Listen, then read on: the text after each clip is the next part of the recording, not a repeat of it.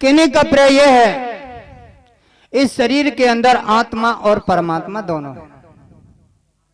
देखो आप ध्यान से सुनेंगे, इस शरीर के अंदर आत्मा और परमात्मा दोनों है।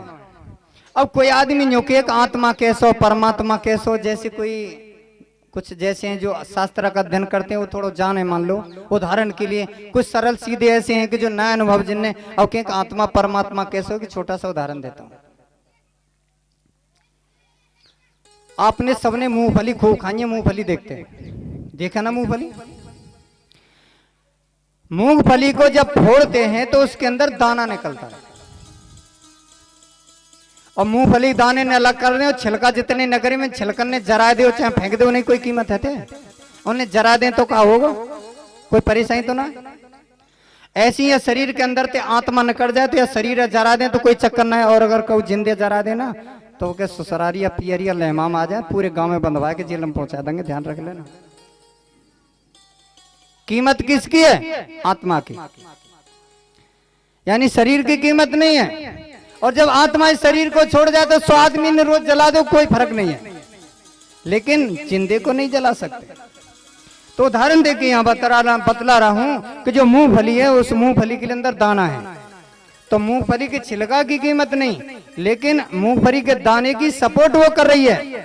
मूंगफली के दाना उसी में बनता है, कीमत उसी से बनी है उसकी। लेकिन जब उस दाने को छिलका को अलग कर दें, अब उसकी कीमत नहीं चला, देखो तापो आते आराम से।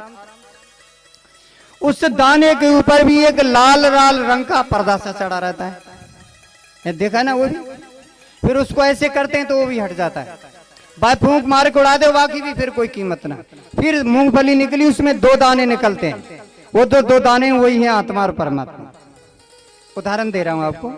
ऐसे ही शरीर के अंदर वही आत्मा और परमात्मा है। और जो लाल लाल पर्दा है, वो लाल लाल पर्दा क्या है, वो मन बुद्धि अहंकार जो सूक्ष्म शरीर है। वो फिर एक पर्दा और चढ़ा है, पहले ये पर्दा है जो शरीर है, या ऊपर मन बुद्धि अहंकार का एक सूक्ष्म और पर्दा है, तब वो आत्मा और परमात्मा जो 2 दाने हैं उसमें। एक मूंगफली में 2 दाने निकलते हैं ना, वही आत्मा और परमात्मा है।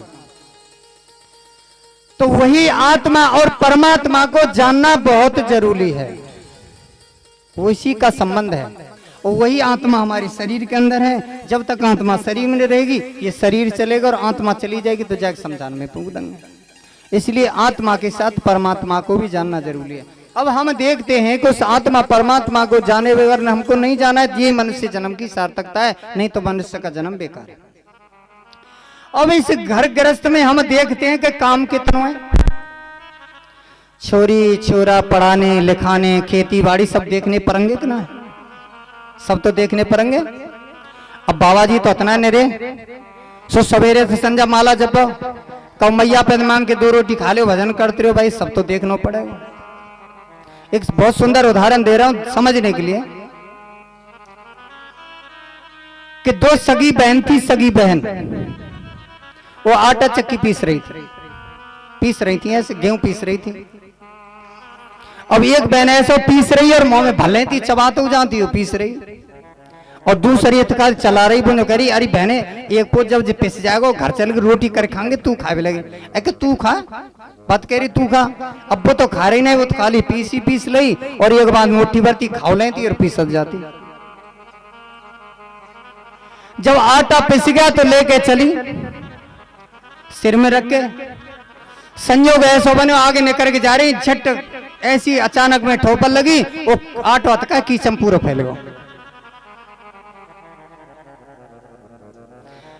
आटो पड़ो कीच में और कचून आयो हाथ, और पीसत पीसत चावलियो बुई निभायो साथ।